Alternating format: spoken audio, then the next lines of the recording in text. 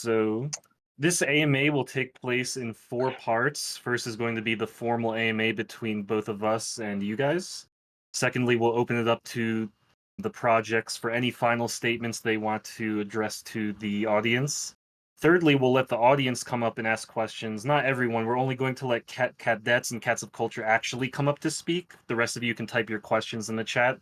And then finally, at the very end, we will introduce the candidates for the next week. So without further ado, Kimo, take it away and introduce our first candidate, Adrastea.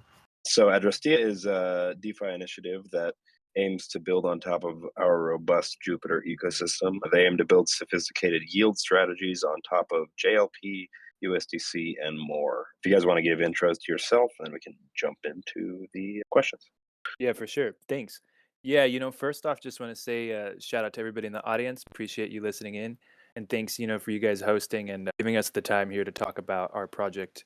My name is Berner. I do events and speaking and community outreach for the team here. And then I've got our founders here, 3Figs and BM, and they can hop in and say hello. Hey. Yeah, nice to meet you, everyone. Howdy. Yeah, nice to meet you guys and welcome. Cool. I guess we'll just jump right into the questions. I think the first is, what is Adrastea and how does it integrate with the Jupiter ecosystem? Yeah, totally.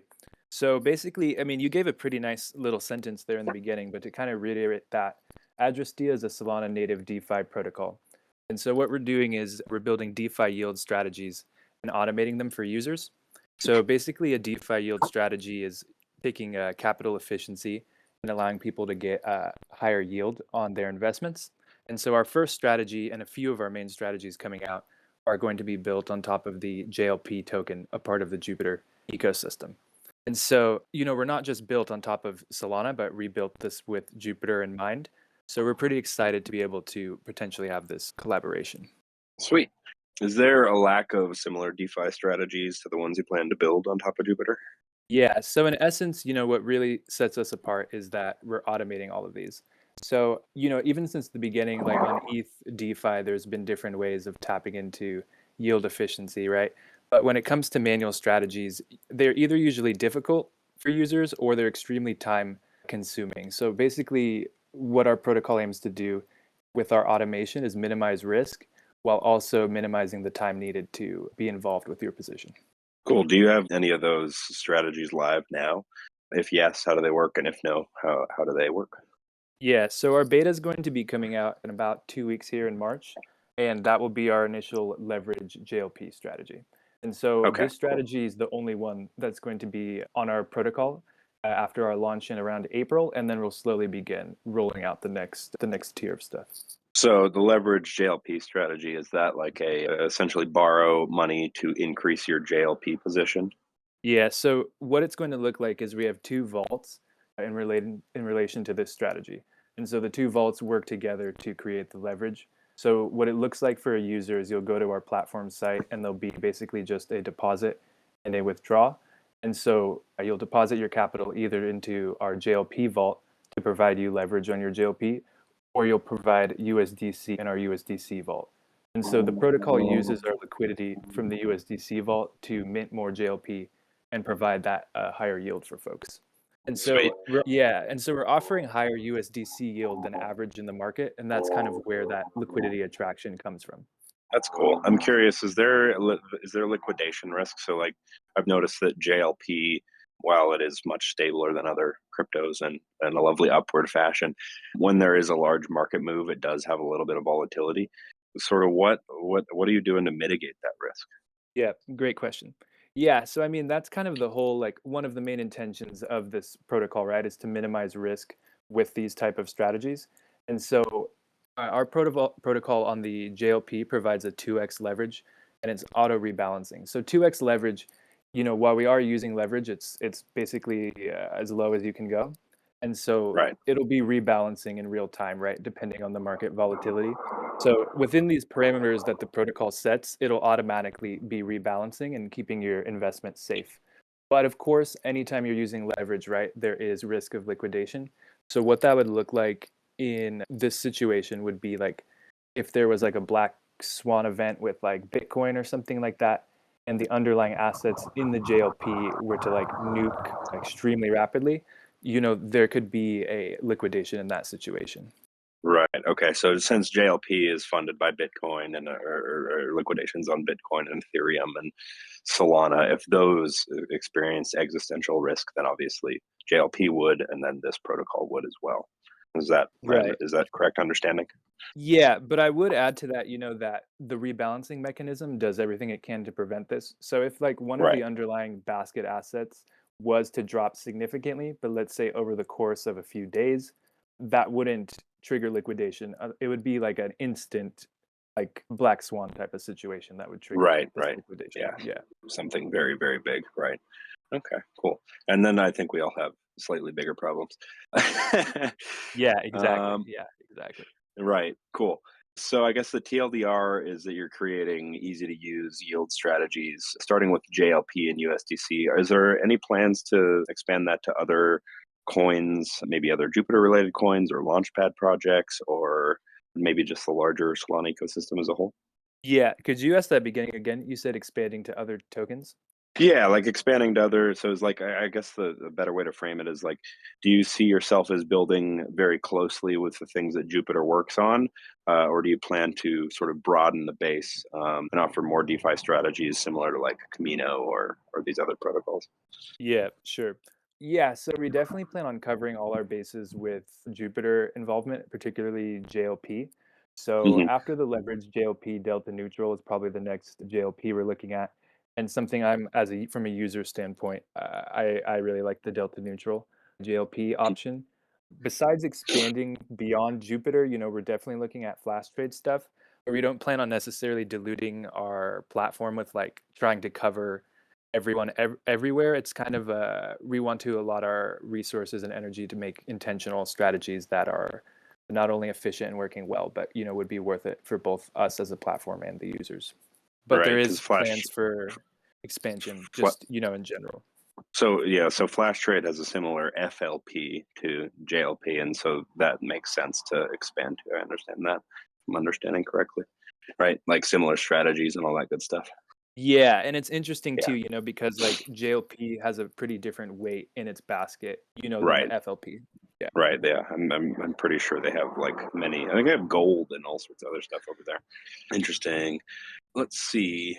I already kind of asked a couple of these. Do you feel at risk from, say, Jupiter builds something similar? Do you feel any risk there, or is that not really a concern at all? Yeah, I mean, it's not a huge concern. I think the intention of our protocol, right, is it's trying to work in tandem with Jupiter. So we're aiming to Right. bring value to the Jupiter team, its ecosystem, Yeah. and its users.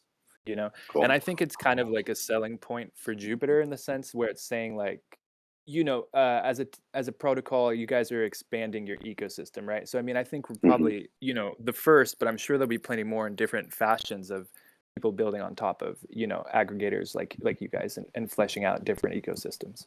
Yeah, I think the more teams building on Jupiter, the better. And I don't know, the team doesn't have any interest in changing that meta. Totally. Cool.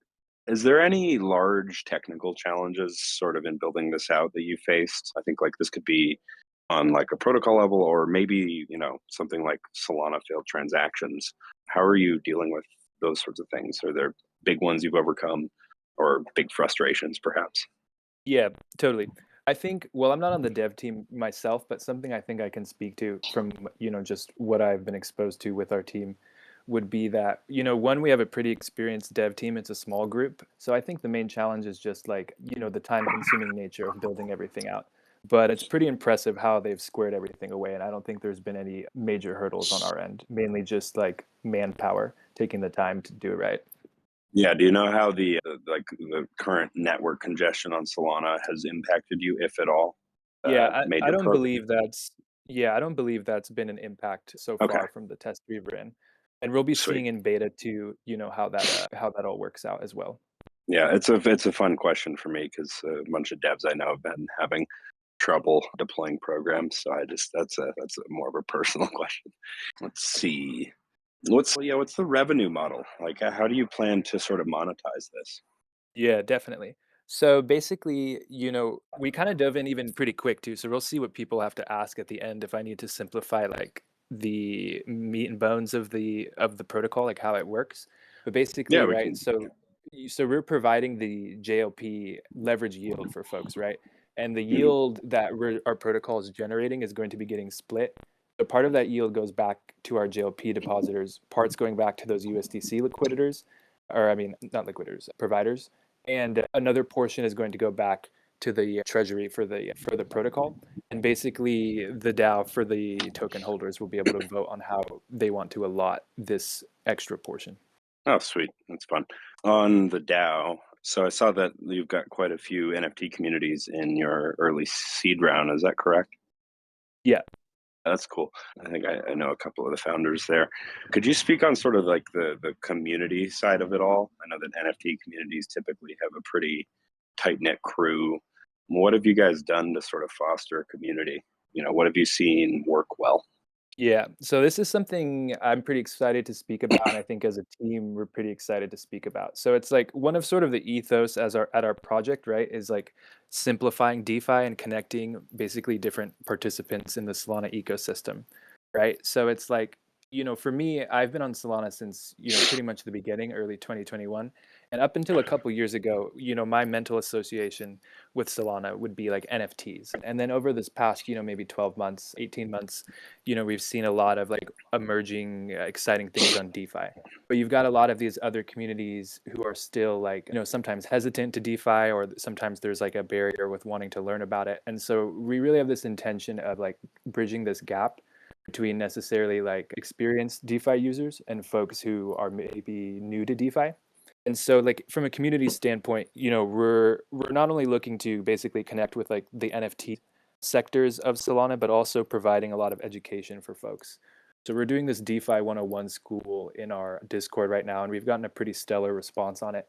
And basically it's like an 8-module school for people to learn everything about DeFi, and we've had some really killer guests from Jupiter, Last Trade, Orca, and a lot of big protocols on DeFi. So it's like pretty exciting to see that both builders are kind of wanting to educate, but also people are open to it. So that's been a big part of like kind of building our pillars of this early stage of our community.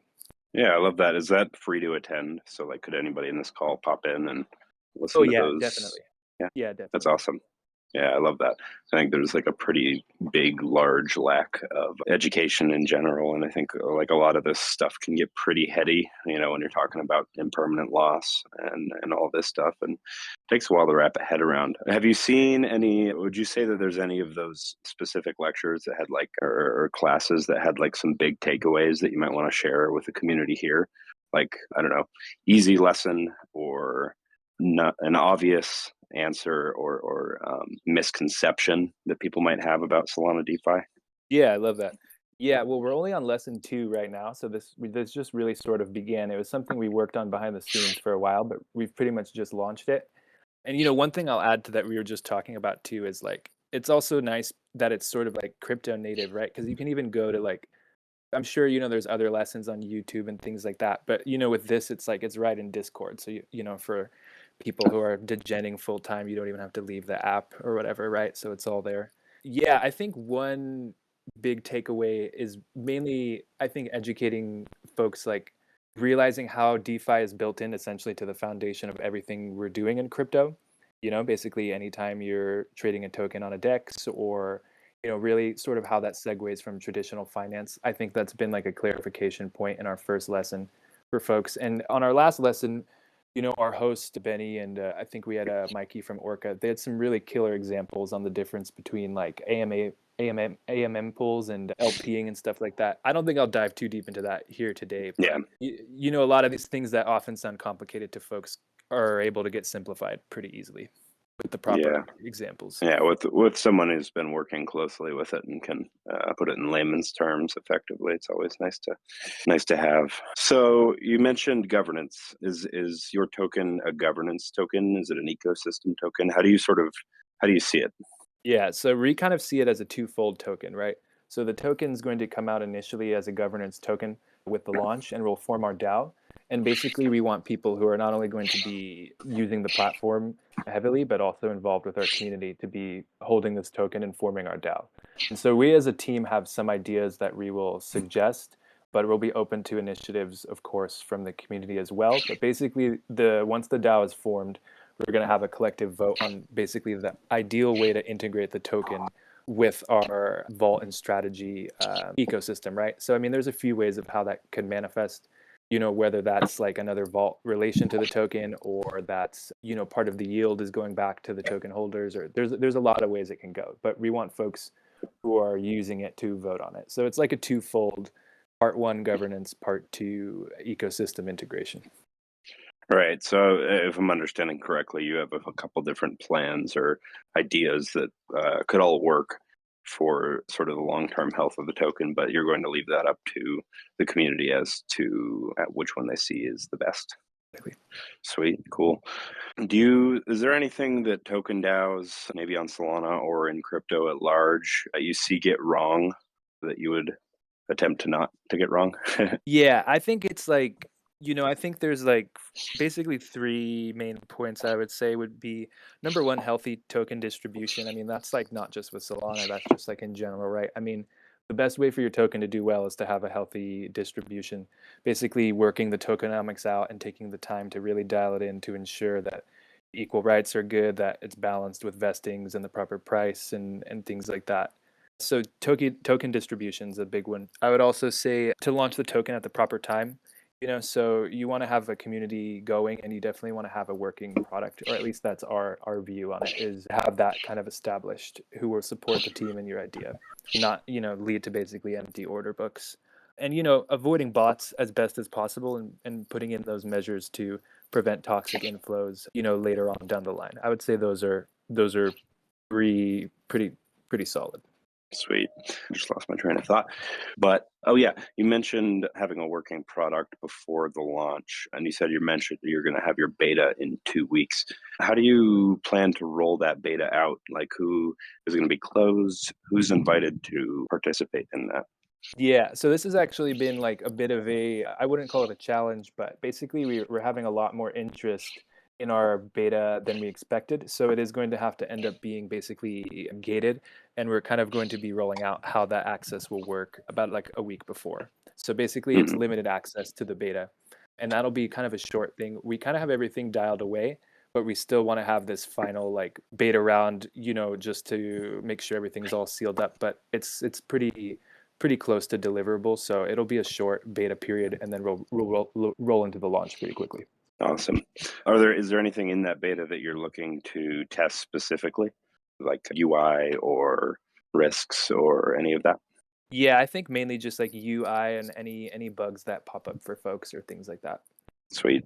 I'm curious, do you have an audit, or do you plan to have an audit before the beta or during it? Yeah, so the audit will be during the beta and before the main primary launch. Okay, sweet. Awesome. I think really only have one more question, and then I can toss it over to Slorg. Is there any new developments, I guess two parts, any new developments in DeFi as a whole that you see as particularly exciting?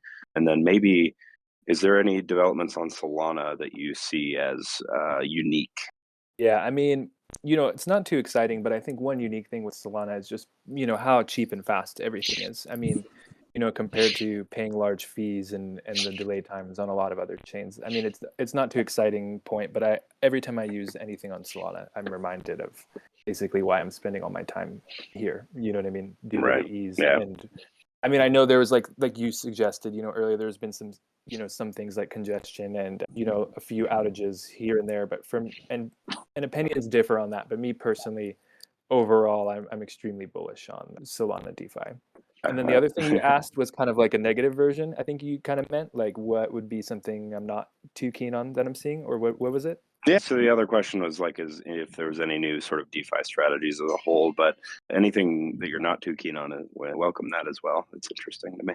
Honestly, well, yeah, that's what I don't know why I had that one in my head. I can't really think of anything in that way, to be honest. In terms of things we're excited on, I mean, I think basically, the way our platform is built is we're basically just bullish on the whole emerging Solana ecosystem. I mean, you've got, Jupiter, everything Jupiter's doing is really impressive. So we're really bullish on basically being built on top of this ecosystem. Our name Adrastea, one of the moons orbiting Jupiter in space. So that kind of pays homage to like our intentions on supporting these emerging kind of what is the word, behemoth, is that the word, these giants in the Giant, space, yeah. and Yeah. tapping into a lot of the incoming liquidity to provide more efficiency for folks. Right. Yeah, that's sweet. I'm curious. So obviously Solana is very cheap and fast and lovely most of the time.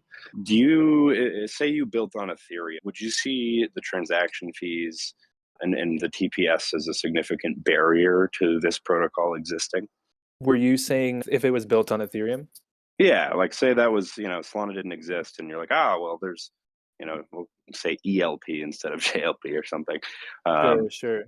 Yeah, I don't think so. I think it would just be different. I think Yeah. it would be mostly different from the user standpoint. So when I speak to that, I think of how it would be for me as a user. From a team standpoint, it would pretty much work the same. When you look at like GMX and GLP, I hope on your mic the folks can hear me that I'm saying G, not J, right? So like when you look to Arbitrum, the GMX GLP wars, there was a lot of different kind of like yield sort of like efficient ways of doing things over there. And that's sort of different than Solana, right? And it all worked out over there. I think it's just from a user how you want to interact with it. And I still use ETH and Optimism and all these things, but I just enjoy using Solana the most personally. Yeah, sweet. I think we can toss it over to Slorg. Yeah. Just a second. Can I just add something because I made some notes? Yeah. So yeah, first of all, our beta is gonna be gated because we have like more participants than our capacity for the beta. But still, I mean, you can join our Discord, you can get some role, and you'll get a chance to participate in beta, right? So I'm not gonna tell like why you need to participate, but trust me, it's a really good option. Another thing, another thing I don't want to say. Yeah, so first of all, our DeFi school is completely free, right? And it's like easy to understand. It's just like entry level, so you can find like other friends there who would like to learn. We're here to teach you, and we have a lot of speakers and let's say teachers that they are like explaining you everything. And what's really interesting here is that you're gonna get rewards for participating in the school, and of course these rewards are gonna be great. Okay, and yeah, as for the beta, yes, we're gonna be audited by Adrastea, and we're gonna start our bug bounty program from the day one to make sure that everything is clear, everything is good before the public launch.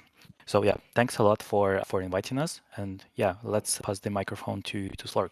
Sweet. I like that you mentioned Otter They're pretty solid. Yeah, take it away, Slorg.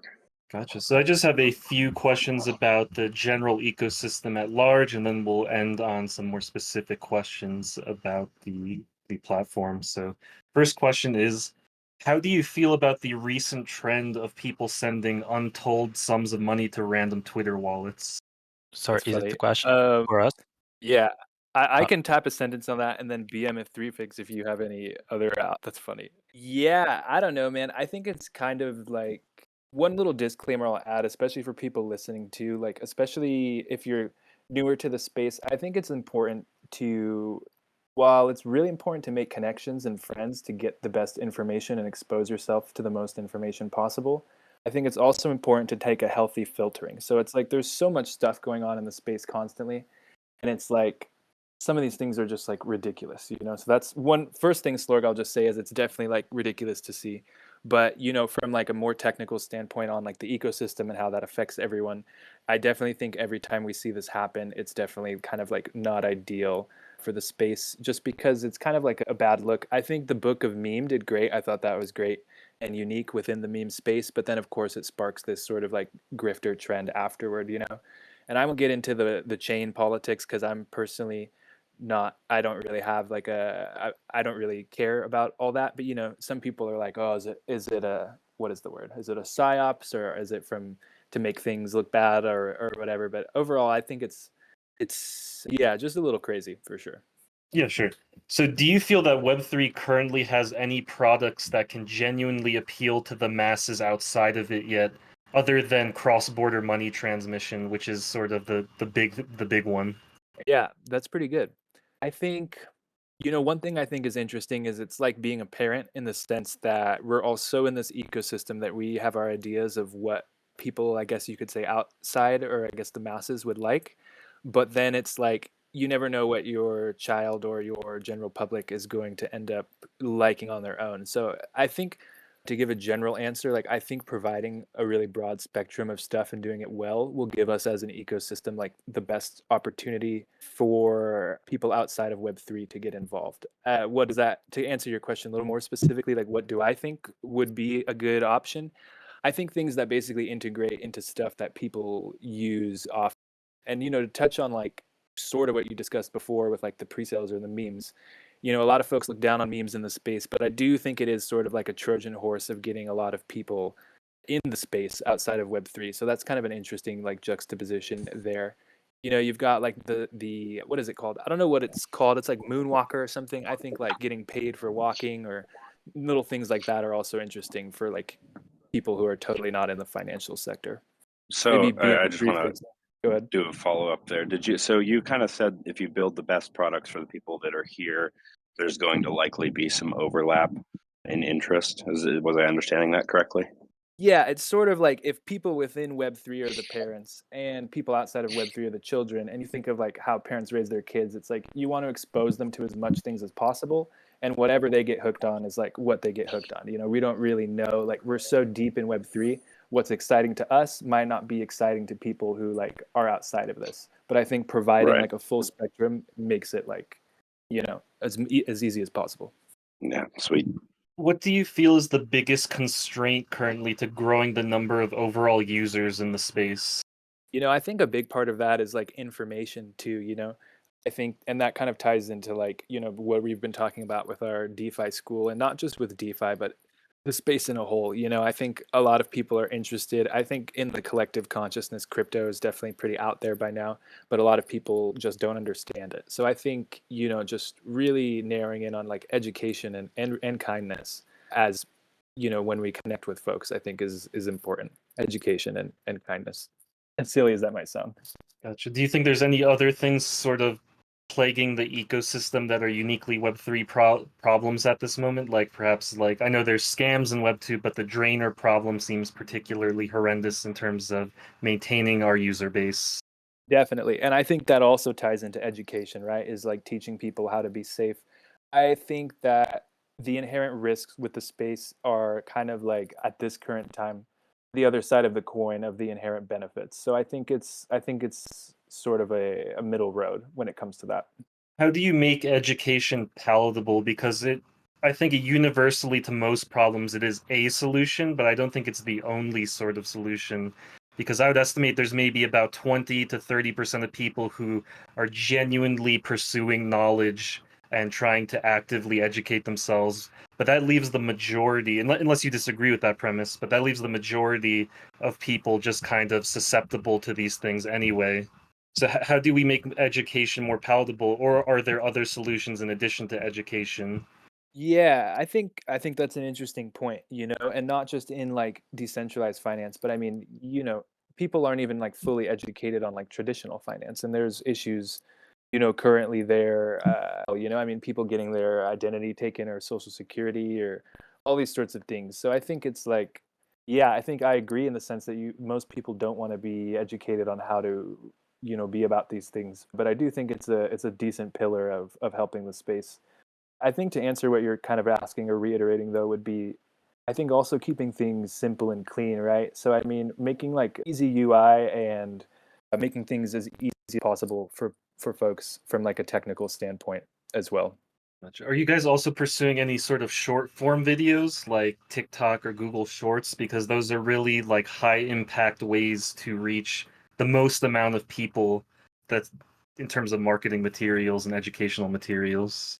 Sure. Yeah. That's something we've been thinking about as a team, different ways to do like videos and infographics and things like that.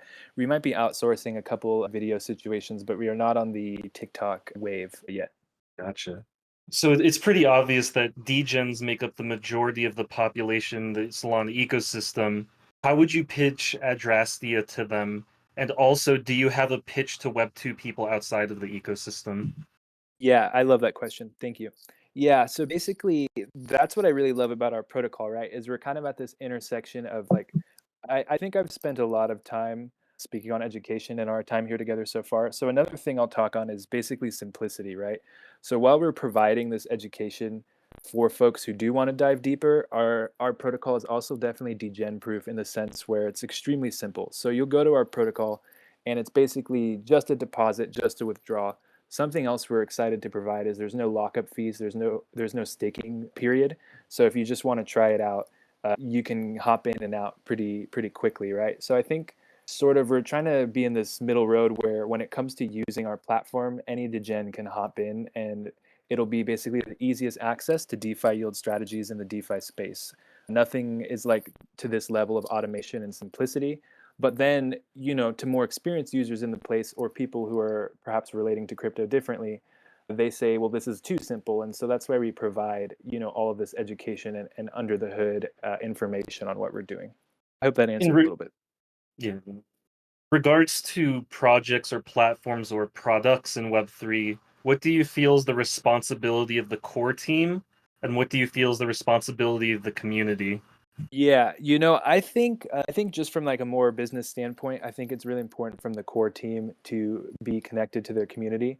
So like constantly updating on the status of things, being forefront when, pivots are needed to be made or if there's any issues. So mainly I think a responsibility from the core team is basically just staying connected to their community. And on the community standpoint, basically the opposite of that, which is making sure that the team is basically staying aligned to what they said they wanted to do and taking part in basically the initiatives that are being set forth.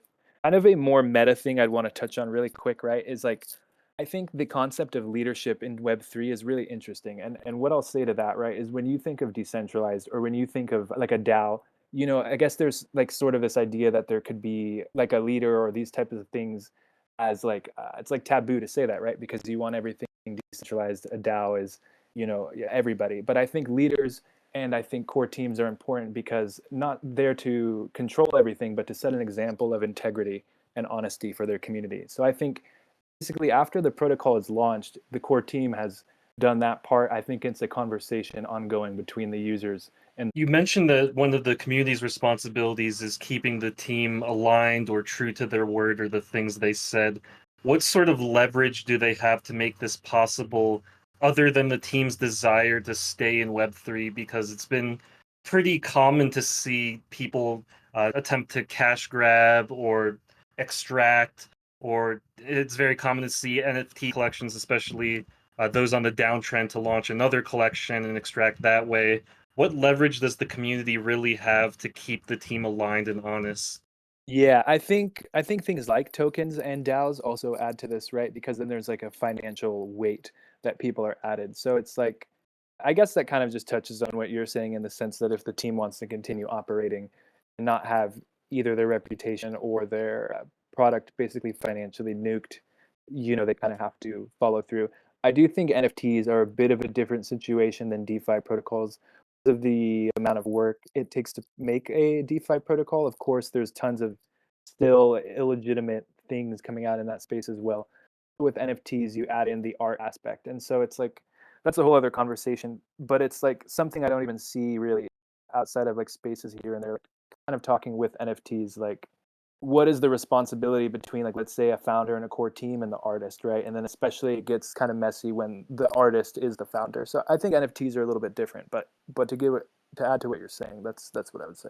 What do you think is the biggest problem facing DAOs on Solana, or in general even? Why do you feel there's so few functional ones at this time? Honestly, I think that kind of like I feel like it's a bit of a emotional or like what is the word like not super technical stance, but I really think a lot of it has to do with leadership. I think that this idea with DAOs and decentralization that there's sometimes like a taboo with leadership, right? And I don't think and I just said this before, but I'll say it again that in this space and really in all spaces how it should be is that a leader isn't necessarily there to take control or make all the decisions, but it's to set an example. And when it comes to a DAO, that's basically on the values of the DAO and the integrity of the DAO. And I think when you don't have this in a DAO, then it can get pretty messy, and I think values can get misaligned. And I think also that as a collective, we're all trying in real time to mitigate and learn the best way to do these things because it is sort of a new thing. So I think, I think there's a lot of work to be done on DAOs and how they work, but I do think everybody is putting in their chip to try to make it as efficient as possible. Who would you say your target user is?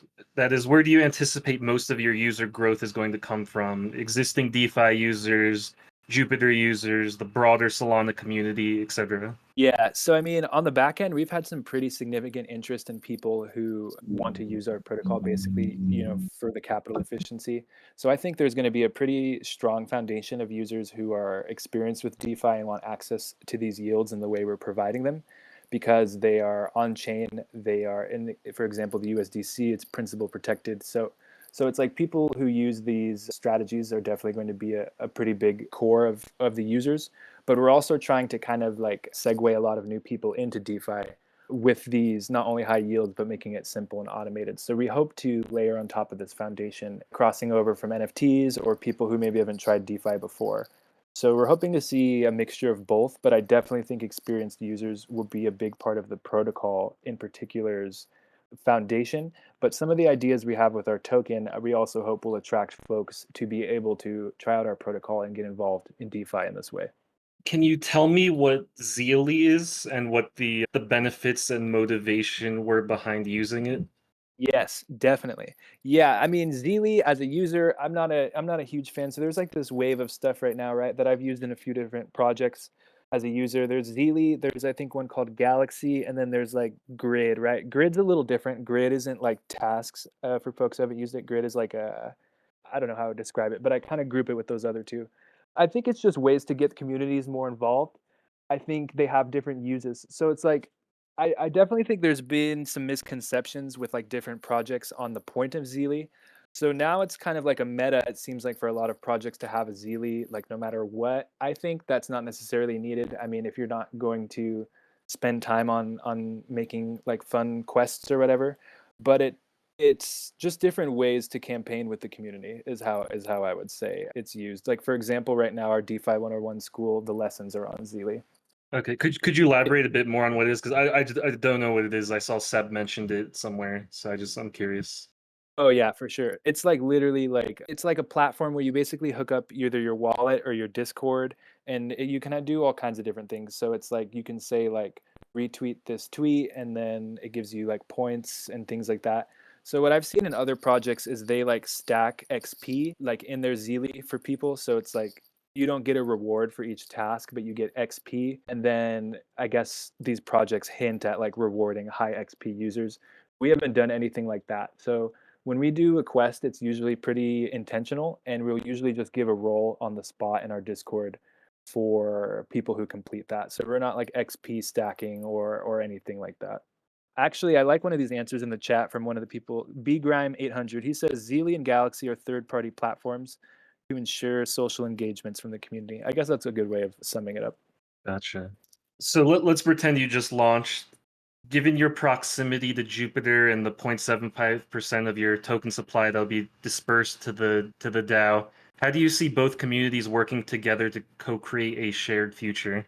Yeah, I think one thing, is we want to be a part of the Jupiter ecosystem and providing sort of a segue for people to enhance their yield and also to educate folks. Because I think a lot of people, Jupiter is interesting because you have people who aren't even in this Discord who are basically always using the perps, and you have people who are like big JLP heads. And then I think a lot of people I see in this Discord are more related to like Jupe, right? And so it's like Jupe users and JLP holders don't always cross over. So I think by getting involved with the DAO in this way, it's an interesting way to kind of cross-pollinate these little aspects within Jupiter.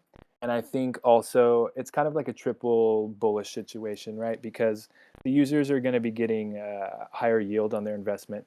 We're going to be purchasing more of the Jupiter's JLP, and we get a portion of the profits to continue building. So it's a kind of a win for all three parties involved, in our opinion.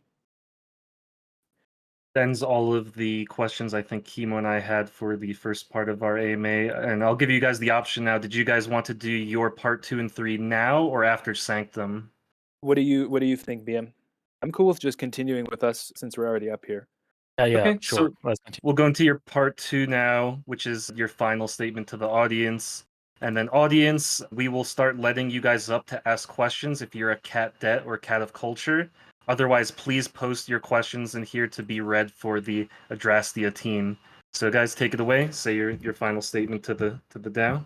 Yeah, I'll go real quick and then we'll see if our founders have anything to say. There's a lot of information getting shared, and there's still even some things I feel like we didn't touch on here today. So for you guys listening, definitely hop in our Discord. We're available all the time for you guys to learn more. And to reiterate, in essence, what we're doing, right, is we're building simple, automated yield strategies. We plan on being a pioneer platform in the Solana space for this, and there's no platform currently providing like a wide spectrum DeFi yield automated strategy system like this. Basically, what that looks like, right, is getting higher yield on your JLP, higher yield on your USDC, and it's automated and it's minimal risk as possible. So we're happy to provide that. We're happy to be an educational pillar for DeFi in the space, and we welcome everyone to come learn and hang out and do all the things. BM and 3Figs, if you have any closing statements before they ask us some questions, feel free to tap in. Yeah, I think that it's still early with Adrastea, so you can, participate and take this opportunity from the market. And I also believe that we, like as a protocol, we are adding a lot of value to Jupiter. Like basically, Adrastea will help to, grow the volume, make Jupiter more liquid, and it's like kind of like win-win story for both us and Jupiter. We think that we're building really essential products for Jupiter. So yeah, if you have time, if you're interested, join our Discord and grab the role and participate in our beta. That would be amazing. 100% sure. Okay, fantastic. So yeah, everyone hang tight. We still have the Sanctum AMA after this, the Sanctum portion. Sanctum, if you're in here, feel free to request. I'll bring you up. In the meantime, anyone, there he is. In the meantime, anyone who wants to come up who's a cat dead or cat of culture to ask them a question, you're free to do so. Otherwise, post your question in the chat and I will read it on your behalf.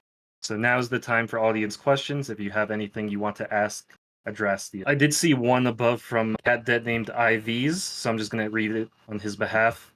How are you planning to stand out in a sea full of competitors and projects? What's unique about your project that's not in other DeFis? Yeah, so on Solana, we don't really feel like there's any major competition for what we're doing right now because we're providing fully automated DeFi yield strategies. And it's not just the leverage JLP, but there will be an expansion of like a full risk profile situation. There's really nothing I could really compare it to at this time that would be like a significant competitor. Yeah. There are some manual strategy situations, but I think that's not quite ideal for all users. So, I mean, in terms of like a full spectrum, full risk profile platform with multiple automated yield strategies. Currently on Solana, there's nothing like this. So we feel good to be one of the spearheading of this space in that way. Of course, there's tons of different lending and borrowing things going on in DeFi right now, but we don't feel like that's necessarily like a competitive thing. And I think, from a social standpoint, we have no interest in really competing with anyone. We'd like to connect with as many DeFi protocols as possible. And from like a TVL competition standpoint, I don't really feel like in any way we're bearish on like the most cutting edge of the financial sector in the world, really. I think everything looks pretty solid from our end. Yeah, I would also like to add one more thing. Yeah, so like many community members, they compare us to AMMs, for example, Orca, and they say like, well, you can, provide like liquidity to Orca, and that's basically the DeFi strategy. So like basically like these strategies are like a bit different. So they can experience for example, impairment loss, and they are different, right? So you need to kind of manage it, and it's so difficult. And to be honest, like returns are gonna be less than if you're gonna use Adrastea. And Adrastea is building completely different product, and it's more about building on top of Jupiter and providing like high yield strategies, right? So yeah, as I'm always saying, jump to our Discord. We have all the infos. You can learn, you can ask. We're always happy to answer. We have a great team, and everyone is happy to help you, educate you, and like explain the main difference to any other protocols on Solana. All right, I think I'm going to ask one or two more questions before we pivot to the Sanctum portion of the AMA. So I see someone asked, are competitors, Camino, Hawksite, Armada, etc. for vaults, aren't these guys automated too? trying to understand. Yeah, do you want to speak to that, Three Figs? I'm scrolling through something in here too. There was a Oh, good question a while back. no, of course. Yeah. So the point here is that we are building ultimate strategists. They're going to be like one-click strategists, right? So you're going to have like two vaults. If we're talking about our leverage strategy, you provide like USDT or sorry, USDC liquidity or GLP liquidity, right? And like these vaults, they like kind of like rebalance all the time, and they're making sure that a USDC is stay principal protected while GLP is not exposed to liquidations. So it kind of like, rebalances. Like if, for example, if we don't have enough liquidity into USDC wall, then we're basically gonna, hire the APY for USDC wall to kind of like bring more liquidity to that, and like vice versa, right? So like in general, if you want to build if you want to execute complex DeFi strategies, it takes a lot of time and a lot of infrastructure for you to build. But I mean, with Adrastea, you can do it like easily, just one click, and that would be easy for the most of the public. Okay, so yeah, that's basically it. That's the main difference. Gotcha. I'll ask one more question. So post your questions in the chat, just because there's so much chat volume, I can't really scroll up through all of it. But yeah, if anyone has a question, please ask now. I see Tim is typing. Bullish on Tim. Yeah, I liked him in the last Yeah, town no, hall. I'm Tim. Tim's a solid community member. I see him at most of the AMAs. So. Yeah, sorry. Thanks, Three Figs, for covering that. I'm like scrolling through. There was like some really good questions like right when we first started, but I can't even. It's like taking forever to get that far back. Yeah, Tim's still typing. I'll let him type. I assume he's typing a question, so I guess we'll end on that, and then we'll transition to the Sanctum AMA. Tim, you stop typing, bro. So there is a question, what's the fee structure? So basically, once we launch the protocol, it's going to be zero fee structure, right? But like as we're gonna evolve and develop, like maybe, any members, they can make a proposal so we can collect some fees, and then like there's gonna be another proposal on how to distribute or spend these fees, right? So yeah, so as DAO can vote on token utilities, they can also vote on basically the fees, right? So yeah, but we will start with zero fees, just because we believe it's a good way to start the protocol. Gotcha. Okay, we'll just give them another 30 seconds or so. Finish typing out. Yeah, and so just to reiterate too, it'll be extremely simple for users, but then of course folks who want to understand more about like how we're doing these automations under the hood, all the info is available. And one thing that isn't being asked directly, but I feel like a lot of these questions lead back to is like why automated versus manual. So I think one thing for manual strategies, it's like that's like a V1 of basically tapping into yield efficiency. And so basically with our automation, it's kind of like a V2. Basically, I think in the future, a lot of things will move towards more automation. And I think manual strategies are kind of directed towards one type of user, which is basically folks who are really active in the DeFi space and like using protocols and spending a lot of time on them. Where automation can come in handy is basically for users who don't want to mess with all this stuff. So if you don't fully understand, for example, everything we're saying, but you want higher yield, automation is a great option for that. Also for users that maybe have large bags, but they don't want to spend all their time on DeFi protocols, it's a good way to park your liquidity and not have to monitor it because of the automation. So that's kind of like a simple way to explain why automation versus manual. And it's kind of like, just different things really that both have their pros and cons, I would say. I have one question from Tim. Oh, go ahead. Go ahead, Kimo. Do Tim's first. Mine's kind of out there. Sure. Tim said, as the USDC vault increases, the USDC utilization will decrease. So how will you keep a competitive yield, or do you think that it'll reach equilibrium?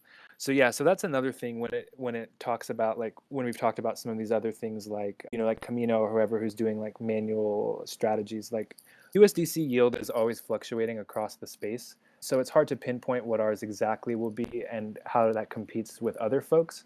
But based on our maths we have with our vaults, we're pretty confident that the USDC yield on our protocol will probably be the highest on Solana, or if not the highest at any given moment, it'll be very close. And basically everything is rebalancing in real time.